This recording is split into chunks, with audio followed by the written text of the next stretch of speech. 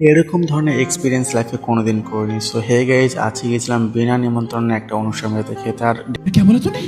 Decoration দেখে মনে হচ্ছিল কারো বার্থডে চলছে। তো যাই হোক, প্রথমে আমরা ফুচকার স্টলে গিয়ে খাওয়া শুরু করি। আর এদেরকে দেখে মনে হচ্ছে এরা নিজের শ্বশুরের বিয়েতে খেতে আসছে। तुम्हें कैसे पता चला? तुम्हें कैसे पता चला? তো আমি এদের থেকে কোনো অংশ কম যাই না, আমিও কয়েকটা ফুচকা কিনলাম, যতটাই পেরেছিলাম, বেশিও খাইনি যদিও। পাশেই ছিল পকোড়া, তো পকোড়া একটা প্লেট উঠিয়ে নিয়েছি। আর এখানে দাঁড়িয়ে দাঁড়িয়ে খাচ্ছিলাম, আর মহিলাগুলো এমনভাবে দেখছিল লজ্জা লেগে গেছিল। তারপরে খেলাম এক কাপ কফি। আর এখন ডিনারের টাইম, আর এখানে বসে বসে ভাবছিলাম কি কি খাবো। তো আমরা এখানে ডিনার টেবিলে বসে পড়েছি।